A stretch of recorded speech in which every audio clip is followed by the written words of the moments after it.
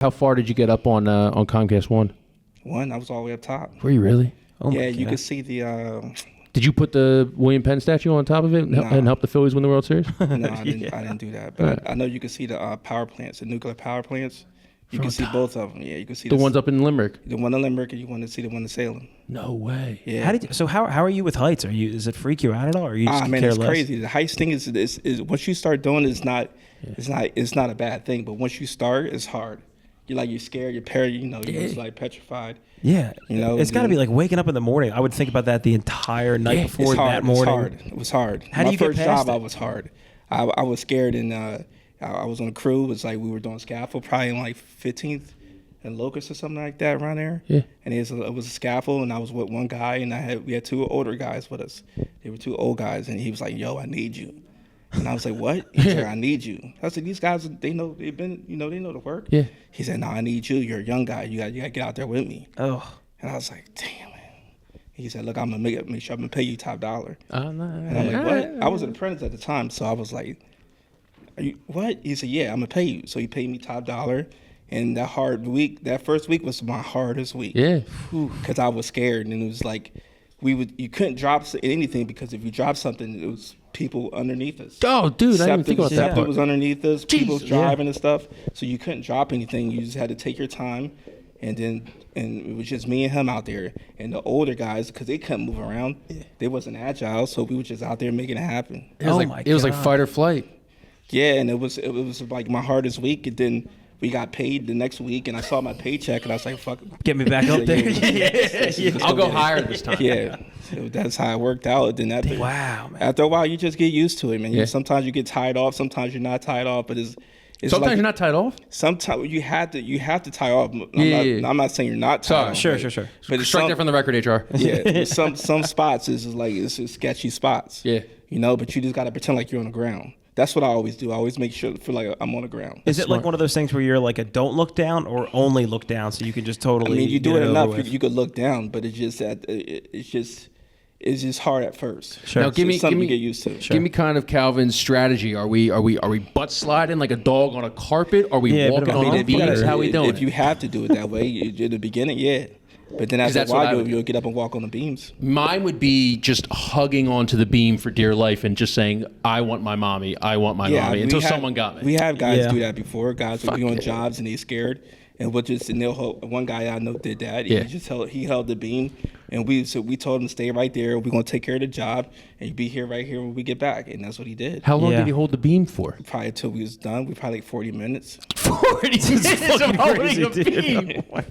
Is insane. Yeah, it's the truth. I mean, this is the truth. Like, I would panic and I'd call an Uber. He's a part of the crew. Like, we're not gonna go. Where are you? I'm on the 15th floor of Sampson Look up. Street. I'm waving at you. Just come here. We would try to take care of everybody. So that's what happened. But I don't even know what happened to this guy. But that's what happened at that job. I mean, there's no chance he can come back. Just based off of he didn't get the job done. First of all, and then second of all, the embarrassment. I mean. Jim gave cupcakes, and I'd rather be Jim on the first day than the guy holding the beam. We have a conversation about that cupcake thing. You're just mad you weren't on the job that day. I want to know if they were even good. That's true. Even say? That's true. That's true. That's true. Yeah, but the guy was like 6'5". I remember he was like 6'5". He was scared. Gee, I can imagine, man. I'd be the same way. What's your favorite tool on the job? I want to ask everybody we have. I mean, he said the hammer. I mean, the hammer is like the best tool. Really? Yeah. You could do a lot with that hammer. Like what? Like what else other than putting a nail? I mean, you got to pry something out, or you got to knock something out. But it just builds up arm strength. You just constantly swinging that hammer. Is there a Rolls Royce of hammers that you guys all like? Yeah, they have different ones. Yeah. Like, what's your favorite? I use the DeWalt one right now. Okay. DeWalt has a good. Is there nothing better than the DeWalt boombox? No, it's a couple of them that's good. The black and yellow one is what my dad had growing up. That's a good one. That one was awesome. Milwaukee makes a good one. Milwaukee does make a good one, yes. Yeah, and Bosch makes a good one. Okay. All right. What do you see most of? Is it more DeWalt, more Milwaukee, more Bosch? What do you think? It's a little bit of everything. A little bit of everything? Yeah. Who controls the music on the site? Most of a lot of these jobs, you're not supposed to have music. Really? Oh, wow. Yeah. Can't you have music? You don't want music. I mean, I guess you can't have it like 100 decibels loud so no one can hear it and stuff. But like, you can't have a little bit of tunes, a little bit. I mean, if we're doing concrete like way up high, we normally do it. So guys, no headphones. Definitely no headphones. Well, I mean, you're not supposed to do that either. But do guys do? guys, sometimes guys break the rules, but safety purposes, you don't want guys doing a lot of stuff. No D-walls, man. Yeah, but up top, I mean, if you're doing concrete and stuff up top, we will always listen to music. Like I say, it's a monotonous job. You want to get it done. I mean, our foreman to let it ride. If getting the work done, he's not even bothering us. Yeah. He's on production, so whatever we got to do to get it done, that's all he really cares about. Sure. True. Yeah. True. As long as we're safe, you know. And we're listening to good music too. What do you listen to? A little bit of everything. What's a little bit of everything? Give me something. Old school. Little Colby Calais. Yeah. Who? Colby Calais. Who's that? Starts in my toes, makes me twinkle my nose. I don't know nothing about this. You guys got to put check me it on. out. You're not laying concrete to a little Colby Calais? Nah, man, I've never even heard. No plain white tees? Nah. Give it one listen. I think you'll be hooked. Yeah, I think you will. You'll be hitting PRs. Yeah, put me on. I don't even You'll know be hitting PRs next week. PRs getting called by HR all at once. It'll be a good day. We just keep it old school, natural and old school music. That's basically it. How old do we get? We talking like 90s, like Biggie? We talking Coltrane? Like how All of old? that, a little bit of that. Dr. Dre, Snoop Dogg, anything. Is it rap? Is it more smooth jazz? No jazz. Okay, so not everything. Smooth jazz. That sounds like a construction site. You brought up Colby Calais. I don't want to hear about the smooth jazz. Totally fair. Totally fair. I don't. I'll take an L on that one. All right, no Kenny G, no Coltrane. I Just got you. motivational music. That's Motivational, it. okay. That's it. Motivational music. That's it. We're all getting it done. Everybody knows most of the music, and we're just making it happen. Nice. Right. What tool's useless on the job? Useless? There's got to be a tool that's useless. That's like, this is the dumbest thing in the world. I don't know, man. I can't even think. I don't know. What do you mean by useless? Like, I don't know, like a just for show kind of thing. Look around here. Screwdriver, like a putty saw. Like, do you really need a putty saw? Nah, we don't even have that. Like you see, if you're working concrete, you need certain concrete tools. Yeah. Well, if you're working drywall, you have certain drywall tools. You're not going to just bring tools that you don't need. Got it. They'll look at you like, what is this? What are you bringing that for? So that's frowned upon. So you kind of know what you need for that job. Calvin, you kind of sound like my dad when I brought him the wrong wrench. Yep. Yeah, I don't know. What are you, an idiot? Why'd you come all the way out here? Yep. Yeah. What you bring this for?